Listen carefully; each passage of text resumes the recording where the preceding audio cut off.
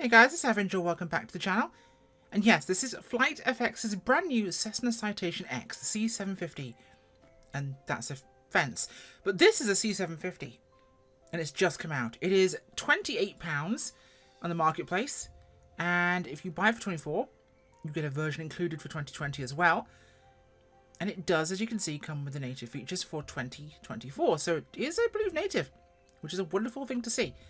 Now, what does this come with feature-wise? Of course, it comes with modelled pressurization, environmental, hydraulic, electrical, fuel and ice systems, full RTU and autopilot functionality, IRS, CAS, engine sync, FADEC, another fence, bespoke HP 2000 suite with PFD, MFD, VSD, and more Ds than you can possibly imagine. Full VNAV across climb, cruise and descent. We have custom FADEC, optional VNAV coupled auto throttle. You airliner jockeys love that kind of language, don't you? We have winglet and non-winglet variants and multiple liveries, which are shared across both of those two versions, which is very nice to see. Now, in terms of the electronic flight bag, this has Navigraph support with OpenStreetMap integration, SimBrief linked load manager. We have auto throttle settings, cabin state options, ground services, active noise reduction, and visuals. What do we get for visuals? Volumetric lighting, enhanced exterior and interior lighting with bounce and baked textures, realistic clutter, dynamic registration placards and covers. It's also engine covers if you've not seen that. Detailed interior with passenger models, custom audio recorded on site in California. This is really nice looking. Enough of this. What is the real aircraft? We'll have a quick talk about that as I take us on a little bit of a walk around of the exterior of this plane. I like red, had to pick the red one. So we'll pull off some of these flags whilst we're here, which I love being able to do on a jet like this. So the 750 Citation X is a mid-sized business jet produced by Cessna. It is part of their Citation family, and it was announced at the end of October 1990. And it made its first flight in 1993.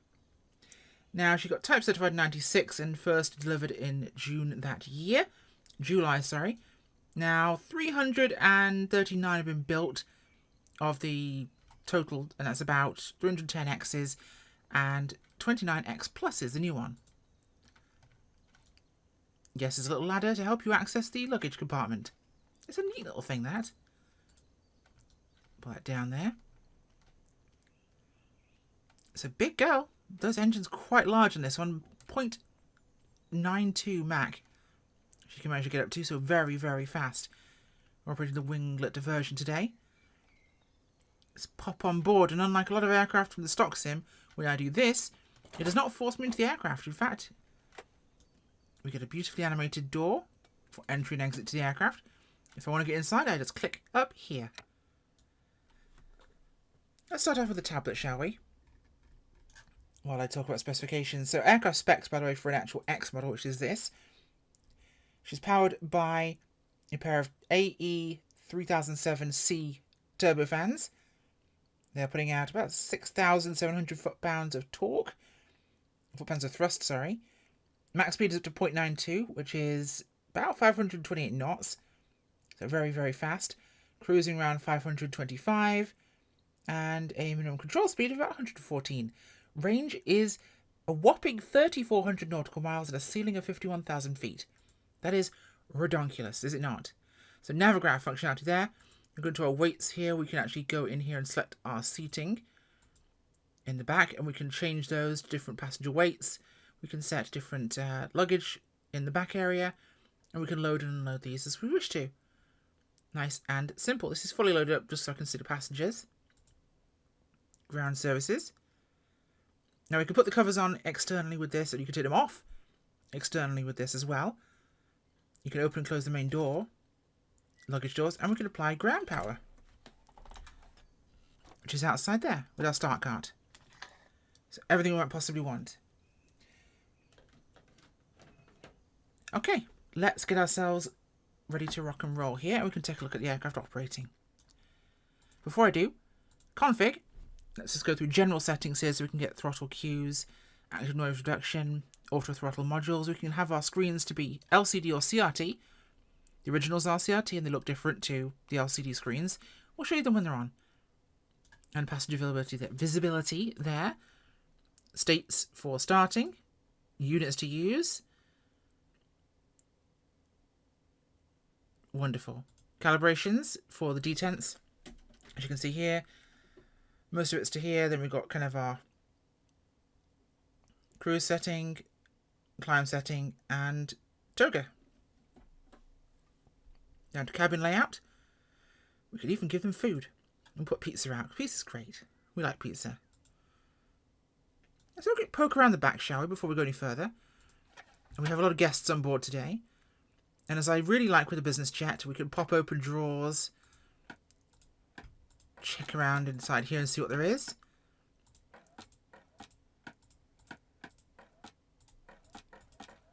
Do like this feature when it comes to aircraft. We have a rather nice wine selection, which, considering we are in the Italian portion of Switzerland today, rather nice. We'll be flying to Italy, so good wine selection is necessary on our flight. More up there. The microwave doesn't function. 0 out of 10. No, thank you. Now, in the passenger compartment, we have lots of people on board. They are a mixed bag of people here, and there's a bit of dynamics going on. They will not always be in the same seats, as far as I can tell. And if we pop over the tray table, the pizza arrives. We're in Swiss Italy and we're going to Italy. Pizza has to be included, right? Unfortunately, like some aircraft, you can't eat it, which is disappointing.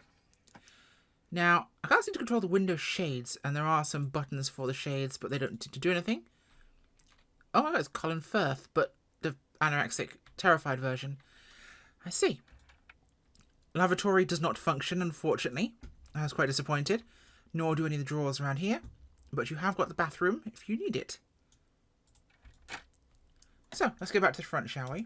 On a rather full aircraft. So, main battery is going to go on. And I'm going to just quickly get rid of my control column here. Pop open our checklists on here so you can see what we're doing. So before start, standby power switch. Power stuff's down here. Standby power to on. Emergency light switch to arm. They're armed. Battery 1 and 2 are on. ECAS power switch to on. Avionics power to on. APU to start. Now, if I believe correctly, our APU starting should be around somewhere. It doesn't tell me exactly where, and it's one of those ones where I sometimes forget. But our engine start stuff's down here, so it's probably down here. No, of course not.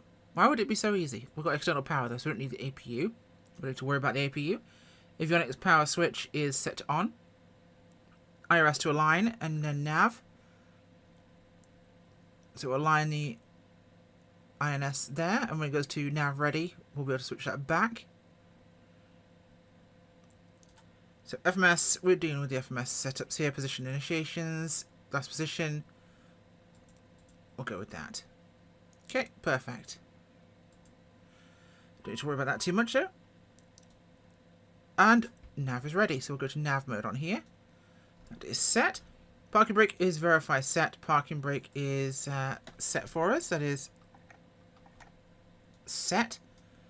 Wheel chocks are removed. Cabin door is closed and locked. Passenger briefing is completed. Seats and harnesses are done. Exterior lights are as correct. ECAS is check correct.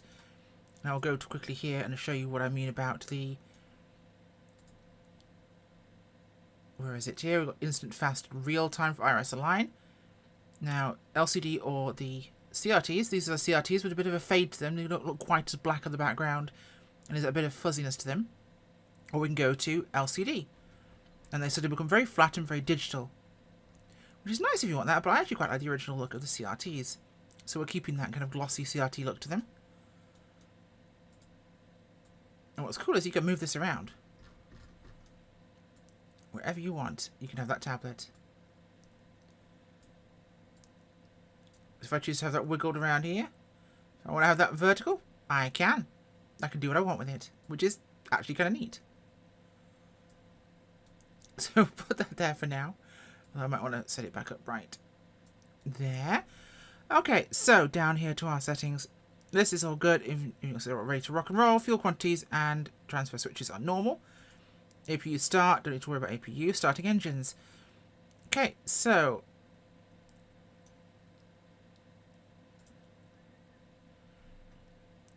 what am I setting here? I don't know which one it's referring to. Ah, I see it. I see it. I'm not stupid. I promise. Pack isolation valve. Well, these are the pack ones, so it should be down here, right? I don't do the jets and things. Oh, there we go. Can I click on that? Will it allow me to? Will it actually allow me to reach it? There we go. Pack isolation valve is closed. That is closed. Start duct pressure. Okay, so I need to go to right engine start, which is down here.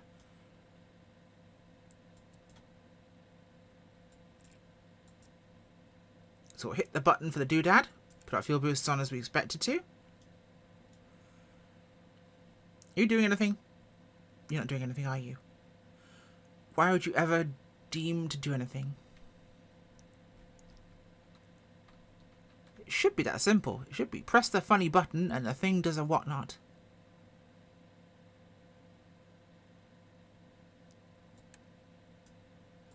Do I have to hold you down? So it turns out you do need the APU on. It's over there. I was being thick. But engine number 1, well technically 0 and 1. 1 and 2? Depends on how you want to nomenclature them. Right engine is starting. Get the whole start from the outside here.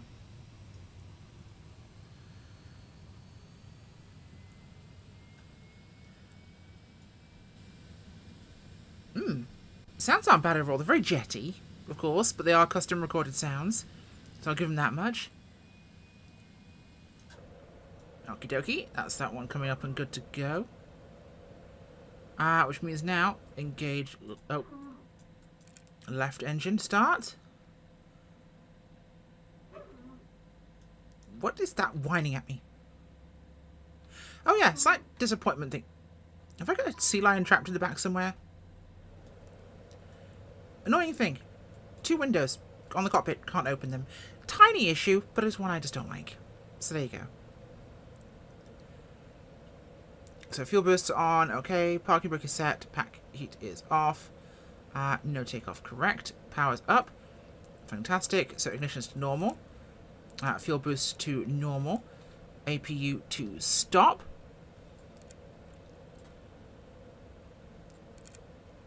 APU generator off.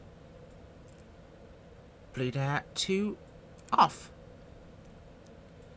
And, well, master needs to stay on so I can tell it's actually shutting down. It is in fact shutting down. So we're okay there. We'll go to off, stop. And it goes back to normal. Yeah, that's shut down. So master off. Okay, so our engines are up and running here. Our packs over here. Our isolation valve needs to go back on there. We'll go to our starting engine sequence here. These are as they should be. Ground service disconnected, APU bleed air switch off. These are all as they should be. Starting second engine. Correct, we'll just kind of skip those. So flaps and slats up, rudder controls verify up, flaps, slats, speed brakes, EHRS and IRS, both set and no flags. Standby gyro uncaged. Okay, rock and roll. Pressurization altitude set to normal. That is set on normal. Altitude select is normal, correct. That is set as it should be. The rat heat off. Well, I don't want to heat up any rats, so we should be just fine. Anti-skid will be on. And of course we've done nav and recognition lights on. Otherwise we are set to rock and roll here, I think. Or at least as far as I can do. Now a feature I really, really like for this aircraft, which is such a small thing, but makes a huge difference. Course select, heading, altitude roll down here, right? Where they should be. It's where they are in the aircraft. Now, they're a bit of annoying to reach if I want to set something. You know what's really cool? I can set here, and I can just go and dial it in. Right here on a screw. It's annoying to actually have CDI alternate heading written there, but it's super cool to be able to hover over that screw and wheel the mouse. It's fantastic. It's a tiny convenience nuance, because in real life you could just reach down with your hand, grab the right knob and twist it. That's what she said. So it's a tiny thing, but it makes a big difference, personally. Okay. These are ready to rock and roll. That'll be anti-ice systems. Don't need to worry about those. We're not going to do proper systems testing. What do you think it take me for? Someone behaving herself? Okay, that's our parking brake released here. Let's get ourselves taxiing, shall we? Little quick 10-minute pop across to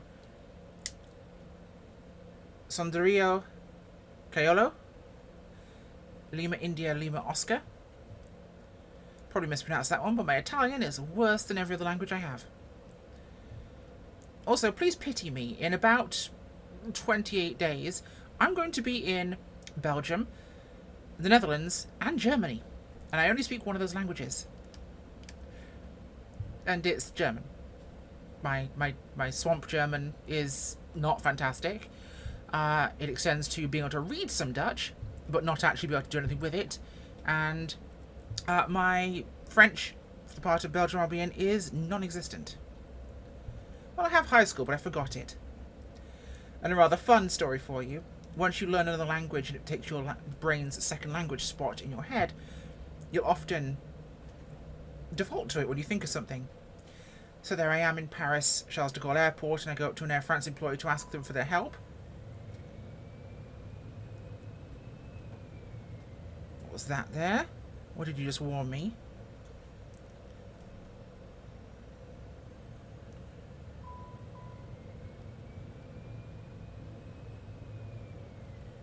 What have I done? Battery heat. Something on here is not set correctly. No, that's the generator. That's correct, as it should be. Standby power is right. Quickly check my checklist here to make sure we're doing this properly. Which is not entirely implausible because I have skipped steps.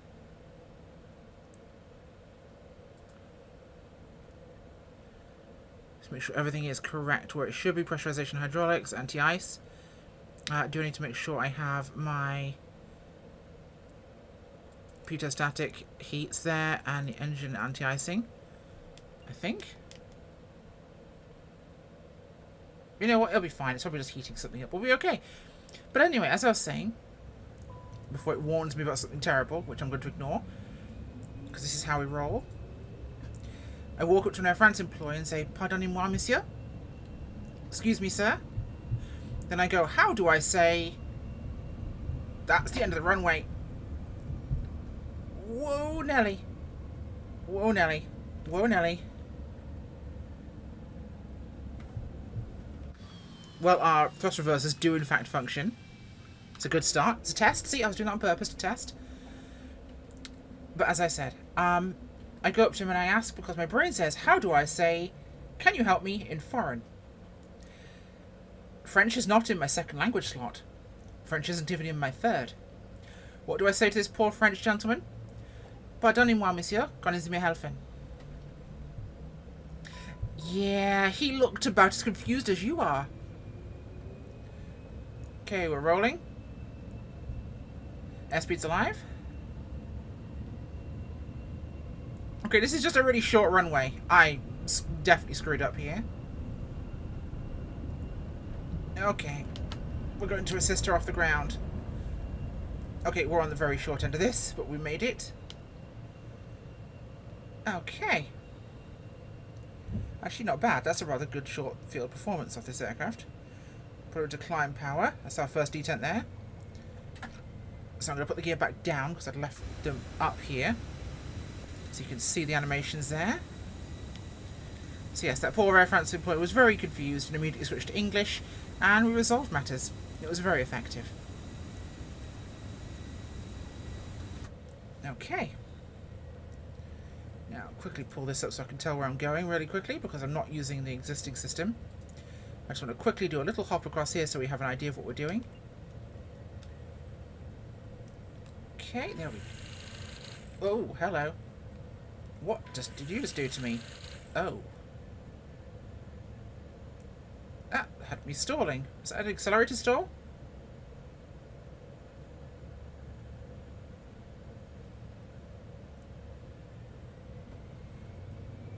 My throttles are not providing anywhere near the amount of motion I would want. Airspeed's coming through 130 towards 140. We're still positive rate. Not as much power off this as a business jet as I would have expected it to have, so that's a little unusual for me. Make sure we're down here. There we go, to that first notch for climb power.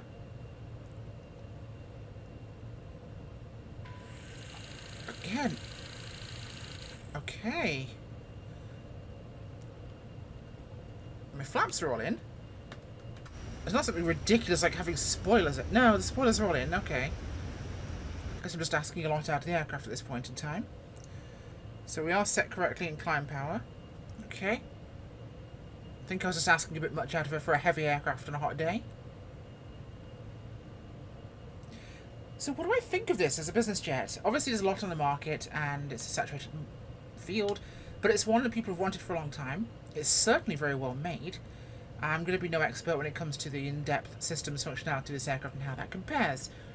What I do is I make first look reviews. I'm going to take a quick look at the aircraft. We'll go through the actual operation of it. We'll go through the checklists that are included. I will occasionally skip a step for the matter of trying to keep this short and sweet so you guys can actually follow along. Okay, so fly along till we hit Lake Como and profit. Fantastic, nice and easy. I try to keep these short and sweet for you guys as short as possible, so it's often why I will occasionally skip a step. But my goal is to make something that you can quickly take a look at and see the aircraft overall. Now, I will not be the expert on whether or not this follows a sim brief plan and or can follow a complete RNAV flight path through the flight computer. That's not me. You'll find somebody else who'll provide you that. I'm going to at least try and show you whether or not it's worth picking up and seeing how it goes. And based on what I've seen here, this has got a lot of care and attention given to it in terms of what you've got in terms of the tablet, in terms of what you have in the cockpit. I just think it's a beautiful nuance there to not only have the passengers in the back, but the ability to switch between the CRT and LCD displays, which is a lovely touch there. There's Lake Como ahead of us, Lago de Como. Cruise notch. Nice and easy. It's the little things that make this such a convenient, well-made aircraft. There we are, Lake Como here. And if I take a look down here,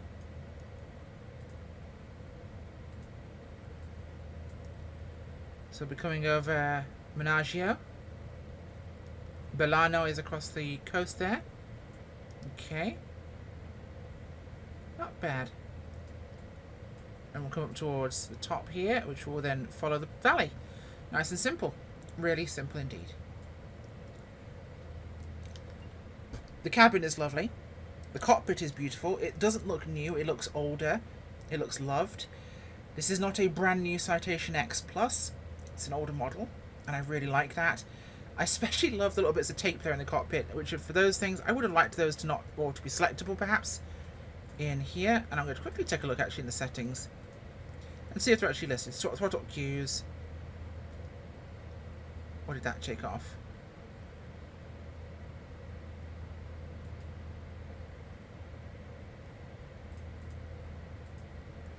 It's not those.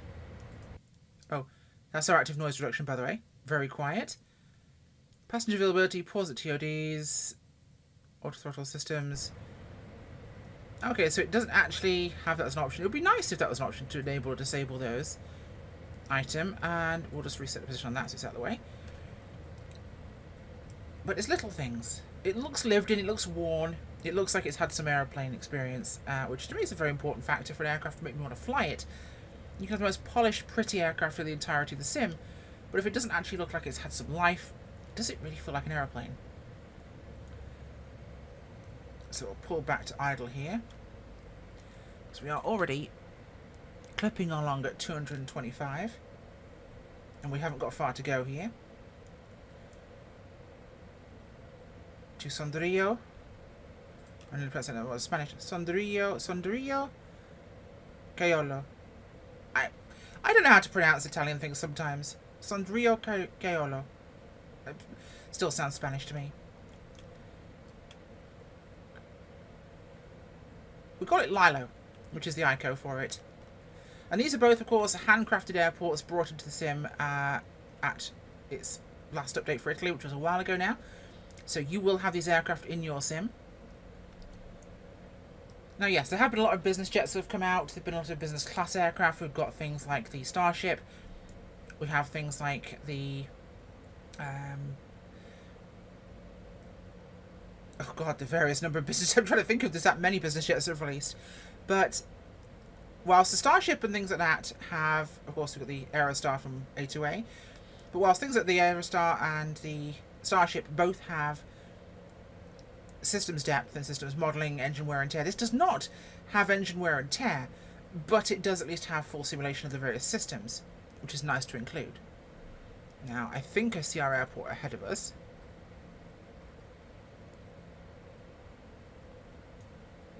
Unless I'm blind, which is... No, it's a little bit further away. We're still a valley, so that's okay. It's around this actual headland, I think, up there. I recall this one before. We've got the emergency stow there for our thrust reversers and what the setting they're in. If we take a quick look around here, everything is where it should be. Auto skid is in norm. We do want that there. It was actually quite good to have a arrested takeoff there, just to give us an example of what it can do. Our cross-feed system's there. I'll actually turn on the lights for the cockpit here and take a quick look around what it's like in the dusk. So we'll turn these up here. We shall go quickly to nighttime mode, take a look around. Oh, hello.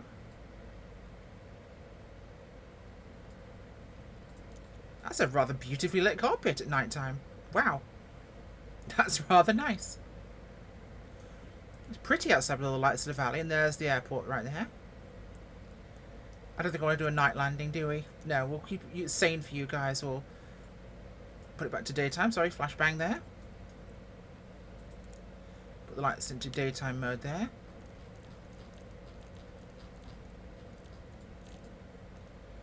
Okay. So we'll segue off to our left-hand side here. 190. I'm going to bring some of that speed down.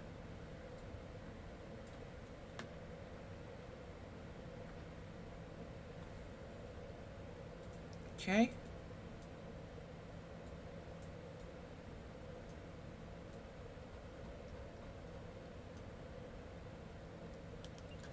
Okay, looking good there. I'll put this back up here. Put our gear down. First notch of flaps.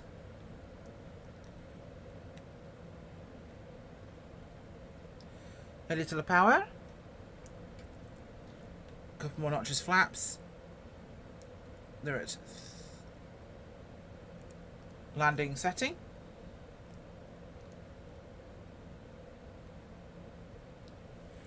Okay.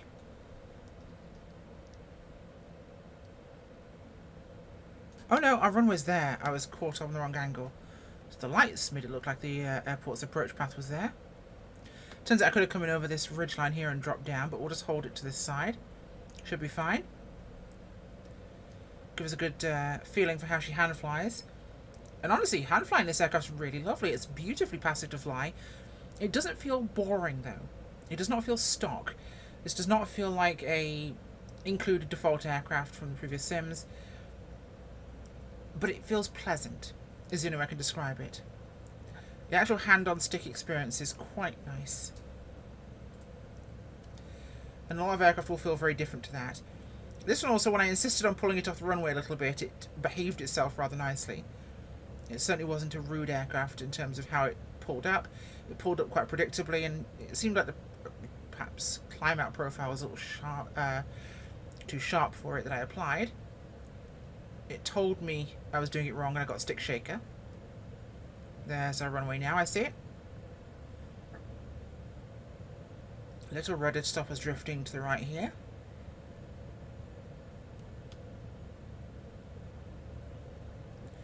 You know, you're kind of in my way. I'm going to shove you out of the way here.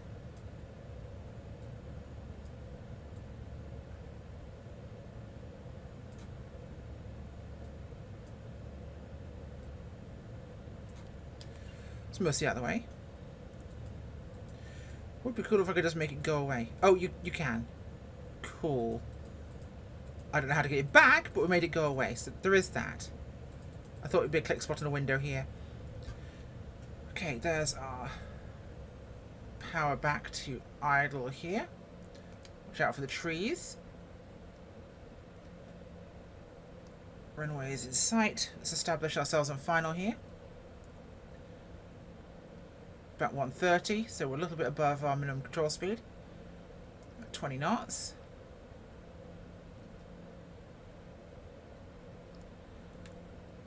Okay, a little more power here.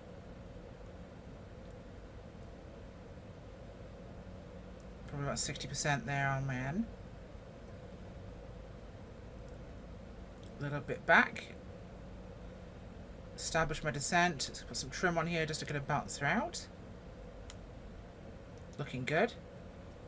Probably a little bit quick, so let's power that back.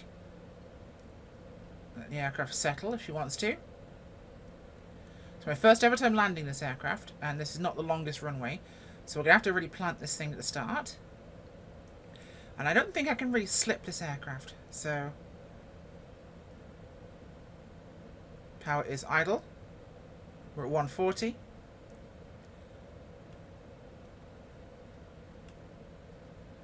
Okay.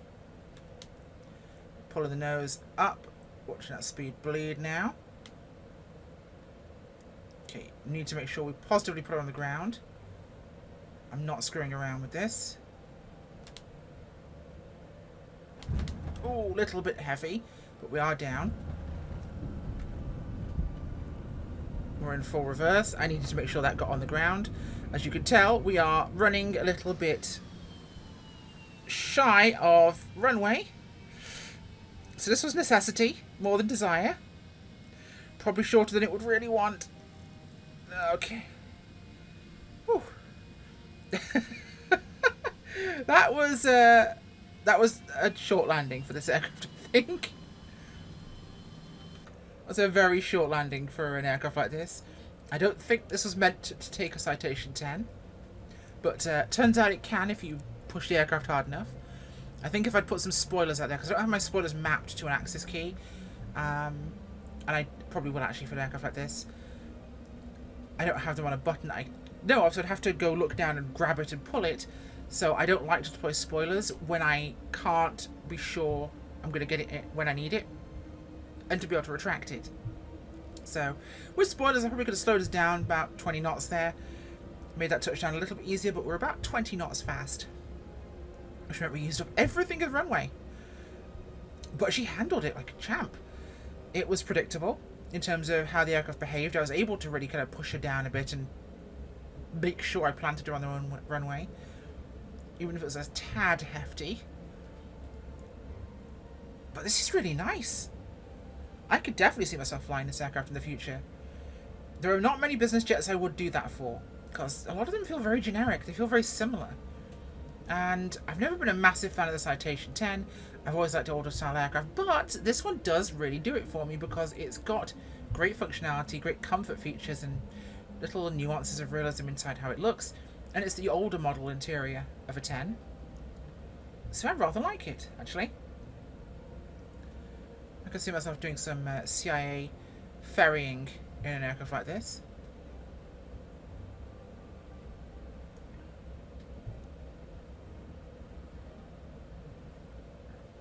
Okay, parking brake is engaged, and we'll make sure we are good to rock and roll there.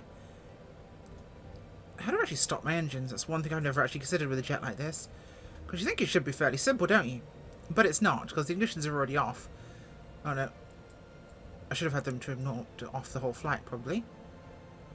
But they were not. Oh well, it stands. FlightFX's Citation 10. I rather like this. Definitely worth a crack. Thanks for watching. Bye.